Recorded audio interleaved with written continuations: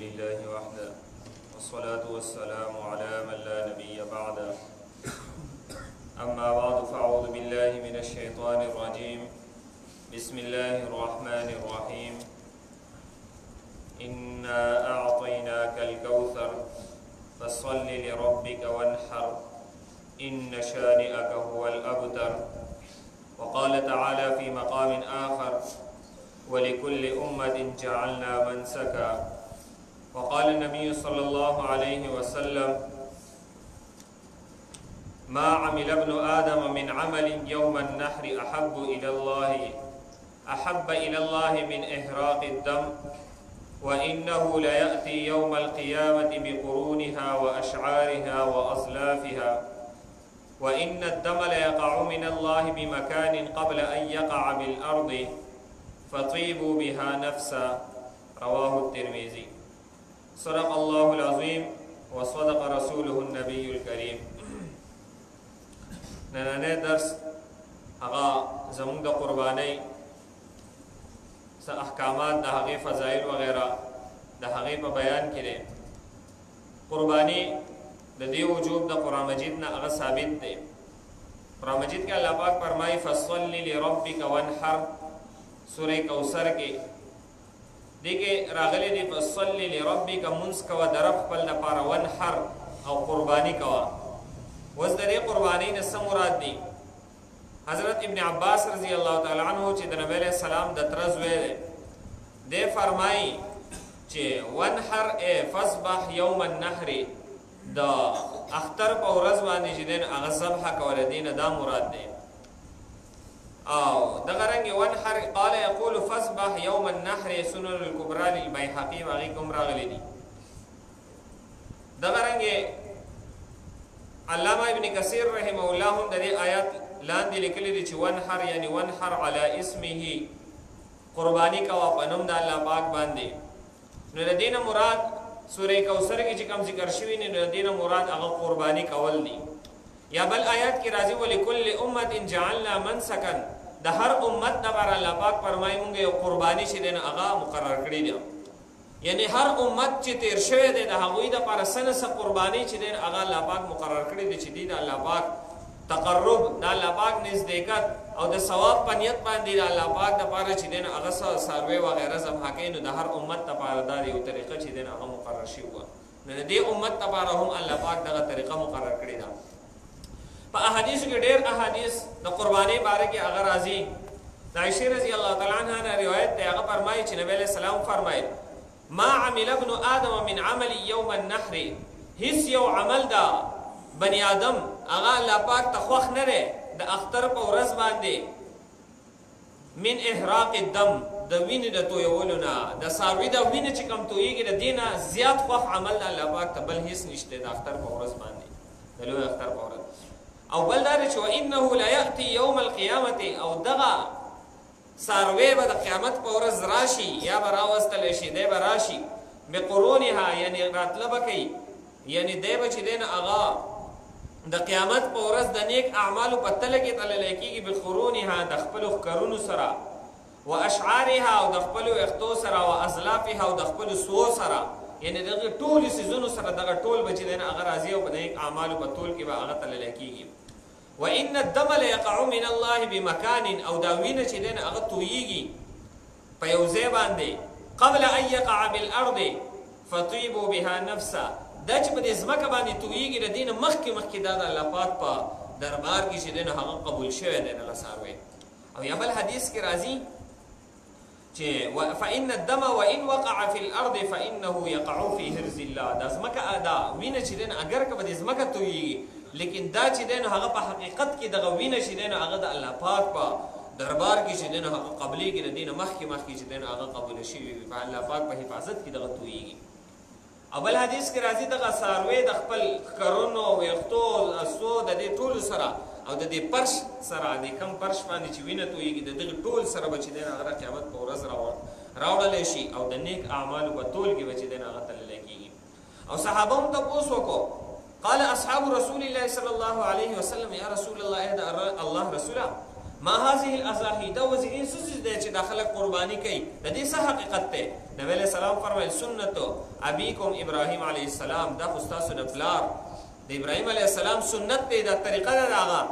قالوا فما لنا فيها یا رسول الله، ای د الله رسوله په دې به مونږ ته څه میلاویږي؟ مونږ چې دا قرباني وکړو مونږ ته به څه مطلب میلاویږي مونږ چې قرباني وکړو؟ نو نبی علیہ السلام ورته وفرمایل قال بكل شعرة حسنه، په هر وخت باندې چې دی نو هغه نیکۍ میلاویږي تاسو ته. نو صحابو ذهن ته چې دی نو سوال راغی چې دا ګډان چې دي دې خو ډېر زیات وخت دی، نري نري وخت دی، دغه وړی چې دی دا نري نري وخت دي. قالو نو صحابو فرمایل فالصوف یا رسول الله، ای د الله رسوله دا وړی چې کوم ده ګډو ده په دې به مونږ ته څومره نیکۍ میلاویږي؟ نبی علیه السلام ورته وفرمایل قال بكل شعرة من الصوف حسنه، د دې وړی دا یو یو وخت چې دی نو په دې به تاسو ته نیکي میلاویږي یو یو نیکۍ. معلومه څه شوه چې ګډ کې ډېر وخت دی، ډېر وړی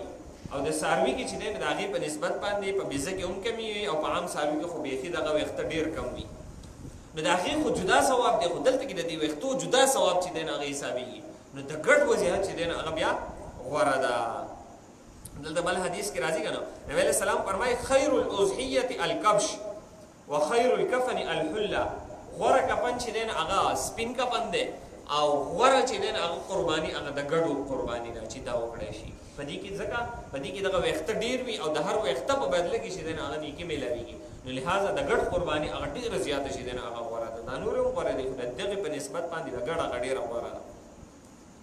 دغه رنګې نور احادیثو کې هم د دې باره کې چې دی نو هغه راځي. نبی علیه السلام فاطمې رضی الله تعالی عنها ته فرمایي قومي الی اضحیتک، خپل وضحیې ته چې دی نو هغه پاسه فاشهدي هغې ته حاضره شه.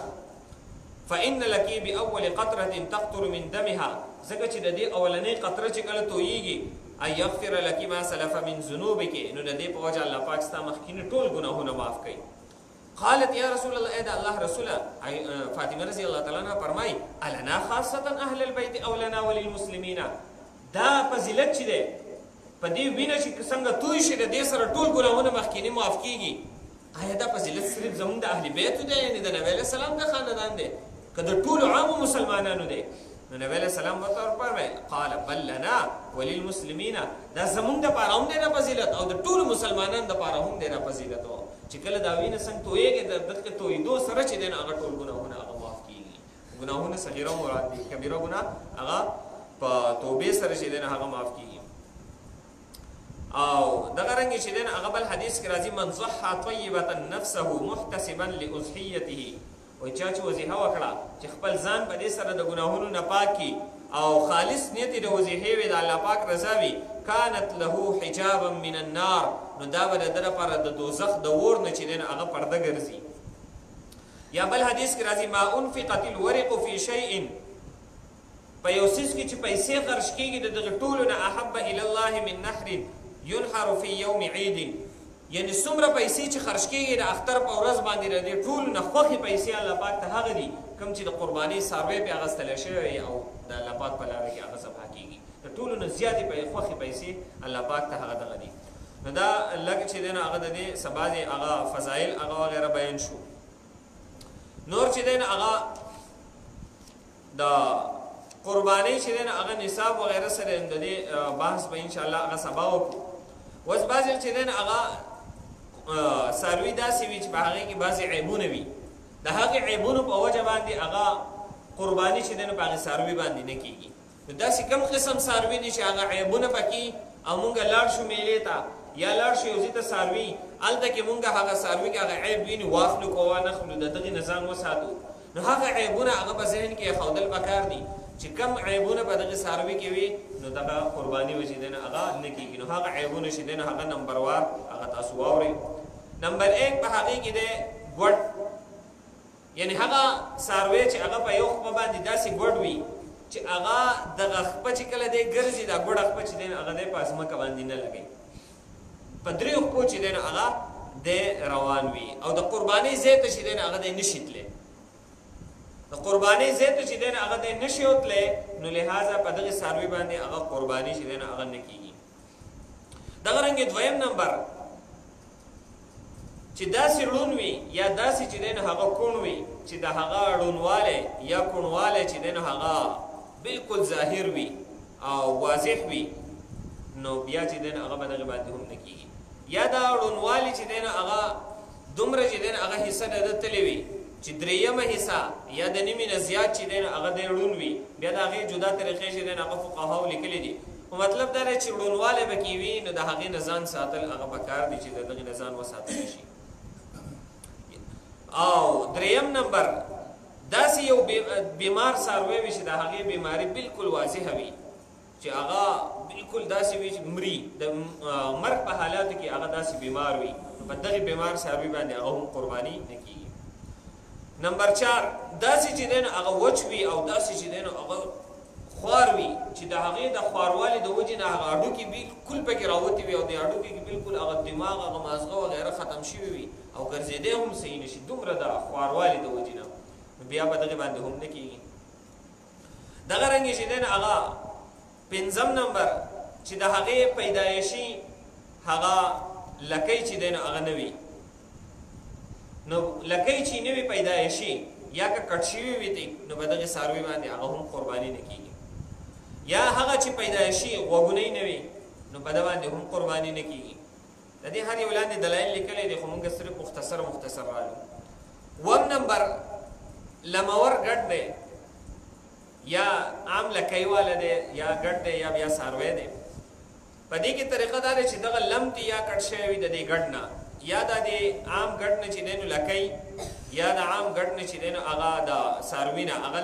لکۍ یا غوږ د دې چې دی نو هغه کټ شوي وي خو د دې به څومره مقدار وي د دې مقدار به داسې حساب ولګوو چې دا به د دې دغه به په 3 باندې تقسیم کړو 3 باندې چې کله تقسیم کړو نو دا دریمه حصہ دا چې کله کټ شوي وو او 2 حصې پاتې نو بیا به قرباني نه کېږي چې کله د دې دریمې حصې نه کم کټ شوي وو نو بیا به قرباني چې دی نو هغه کېږي دغه رنګې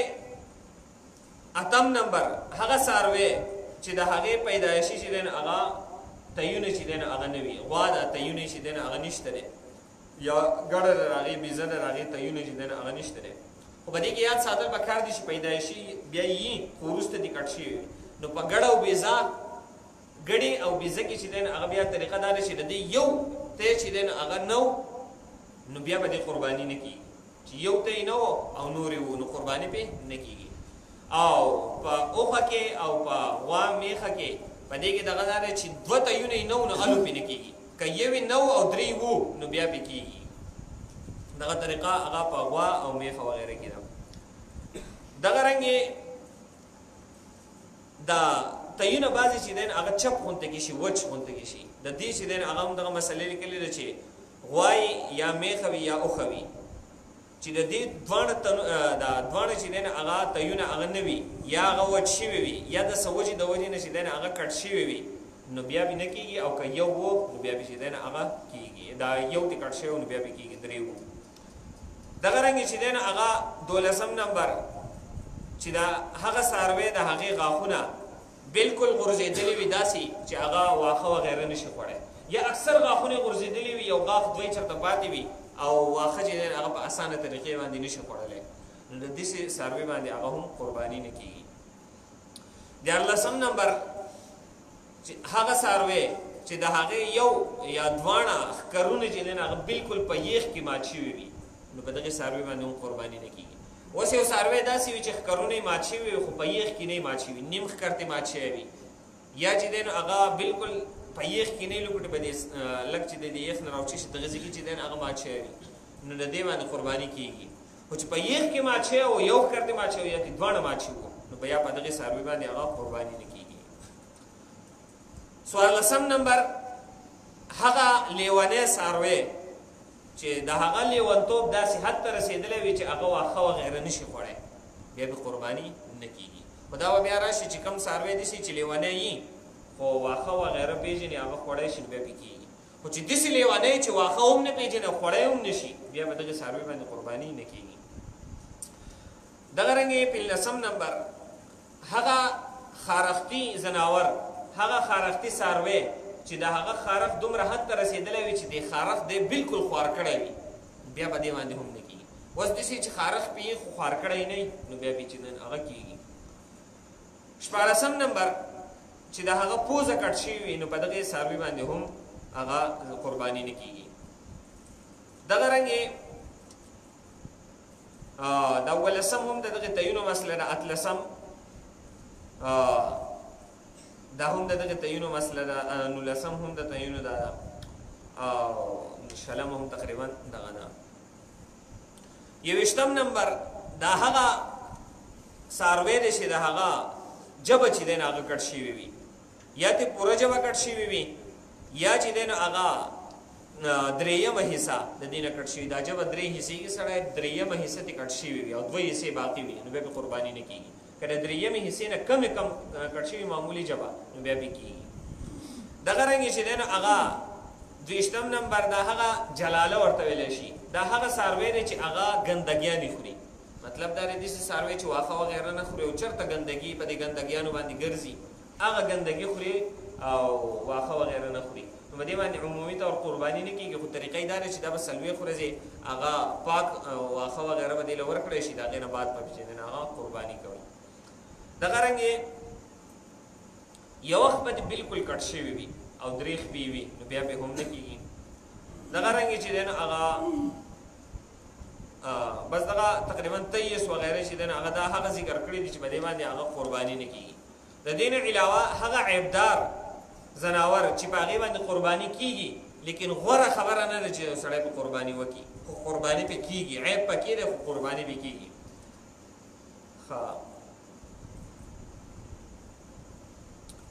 دا هغه ځناور چې د هغې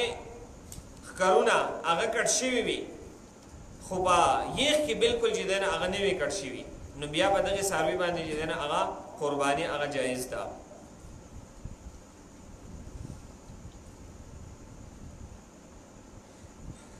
او هغه څاروی چې د هغه پیدایشي ښکرونه نه، لکه اوس دا نوی نسل راوتی دی، اکثر د پنجاب نه خلک هغه څاروي راولي،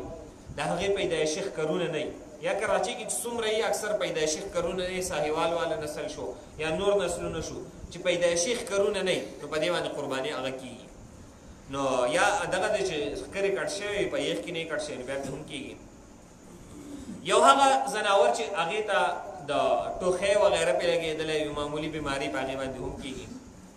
یا هغه چې هغه ډېر زیات بوډا شوی، بوډاوالي حالت ته رسېدلی، ډېر بوډاوالی یعنې عمر ډېر زیات شوی، په دې باندې هم کېږي. دغه رنګې چې دی نو هغه غوا میخه وغیره چې هغه بچي نه راوړي، نو د په دې باندې هم کېږي. دغه رنګې چا پې داغ وغیره لګولی دی، کم څاروي یا انسانان چې کم داغونه وغیره لګوي، یا په څاروي باندې داغ ولګولی شي یو بیمارۍ د وجې نه، بیا پې هم کېږي په دغې باندې. دغه رنګې هغه وچ څاروی چې پی وغیره نه کوي، لکه وچه غوا شوه، وچه میخه شوه، نو په دې باندې هم کېږي. دغه رنګې چې دی نو هغه بچي وغیره نه راوړي، په هغې باندې هم کېږي. یا دغه هغه ځناور چې د هغې پیدایشي هغه لکۍ چې دی نو هغه نه وي، جس کی پیدایشی تم نه ہو.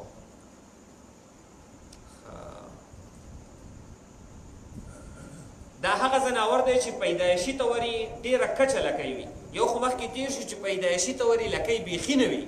په دغې خو نه کېږي، خو داسې وي چې لکۍ یې وي خو کچه وي، نو بیا پې کېږي.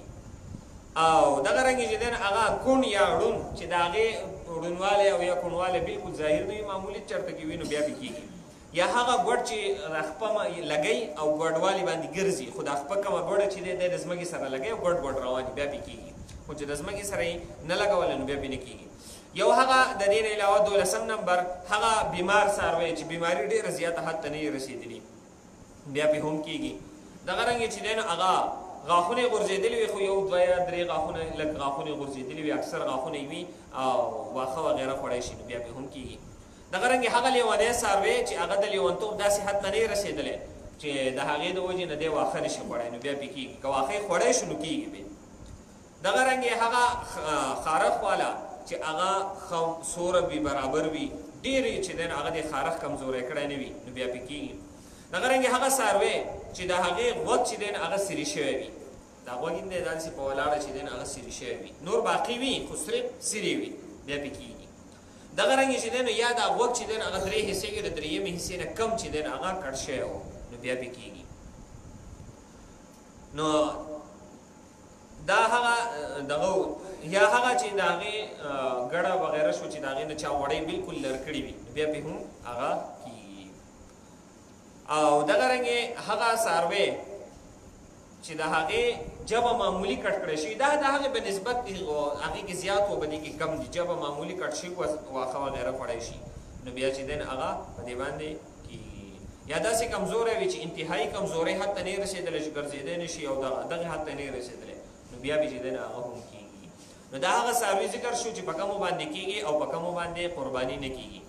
وس د قربانۍ دپاره شرایط څه دي قرباني په کمو څاروو باندې چې کم قسم کېږي په کمو قسمونو باندې لکه غوا میخ او غیره کمو قسمونو باندې کېږي او د دې نه علاوه په نورو کمو باندې نه کېږي نو دغه معمولي یو سبق چې دی هغه پاتې دی دغه به سبا شي انشاءالله نن چې دی هغه دغه سبق کافي دی واخر دعوانا الحمد لله رب العالمين والعاقبة للمتقين والصلاة والسلام على خير خلقه محمد وآله وأصحابه أجمعين ربنا ظلمنا أنفسنا وإن لم تغفر لنا وترحمنا لنكونن من الخاسرين صلى الله تعالى على خير خلقه محمد وآله وأصحابه أجمعين برحمته